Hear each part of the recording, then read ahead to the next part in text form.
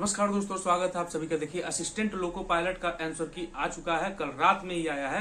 हाँ, जिसमें पहले से डिसाइड था कि बहुत लोगों का हालत खराब होने वाला है। खास करके पार्ट ए में नहीं, पार्ट ए में तो बहुत बहुत शानदार शानदार नंबर पाए हैं। 70 number, 75 number, 80 number, 85 number, 90 number तक पा गए हैं। लेकिन भाई वही वही अच्छे नंबर पाने वाले पार्ट बी में जाकर के गड़बड़ा गए हैं। 20 नंबर, 25 नंबर पाए हैं, जबकि मिनिमम क्राइटेरिया 35% का जो था वो पास नहीं कर पाए हैं। अच्छे अच्छे नंबर पाने वाले भाई गड़बड़ा गए हैं। इसका एक ही रीजन था कि उनका नॉन टेक पे अच्छा पकड़ था, टेक्निकल पे पकड़ नहीं था। और टेक्निकल वो 1-2 महीना पढ़ के सोचे थे कि पास हो जाएंगे, ऐसा नहीं हो पाया। बहुत सारे भाइयों के साथ ऐसा गड़बड़ी हो गया है, चाहे वो किसी भी ट्रेड का हो, इलेक्ट्रीशियन हो, फीटर हो, डीजल का हो, सभी लोग का यही हाल है। भाई बहुत खतरनाक पेपर पूछ दिया था।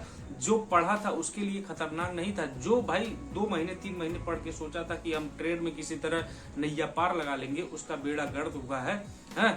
ऐसा भाई पता नहीं कैसे हो गया, लेकिन इतना हार्ड भी नहीं पूछना चाहिए था कि भाई जो पासिंग मार्क है उसी में लोग फेल हो जाएं। ठीक है, लेकिन अब जो होना था वो तो हो ही गया है। लेकिन अभी अगर आप लोग अपना आंसर की मिला लिए हैं, अगर ट्रेड में आपको कहीं भी दिख रहा है कि भाई इस प्रश्न पे करेक्शन होने लायक है, जरूर न जरूर 1-2 प्रश्न ऐसे होते हैं जिसपे करेक्शन होने लायक रहता है, उस पे आप लोग करेक्शन कीजिए।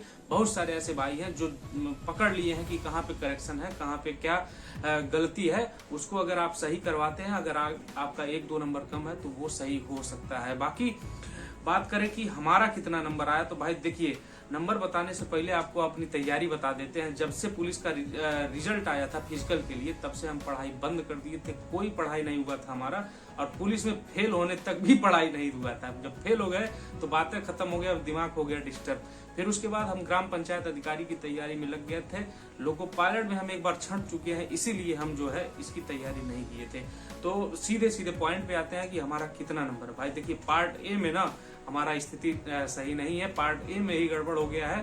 पार्ट ए में हम 66 नंबर पाए हैं, लेकिन पार्ट बी में हम 34 नंबर पाए हैं। और पार्ट बी को हमको इसलिए डर नहीं लग रहा था क्योंकि इससे 2-3 साल पहले हम पिछले वीडियो में भी बताए थे कि हम जेई की तैयारी किए थे, जिसमें हमारा पकड़ था टेक्निकल पे।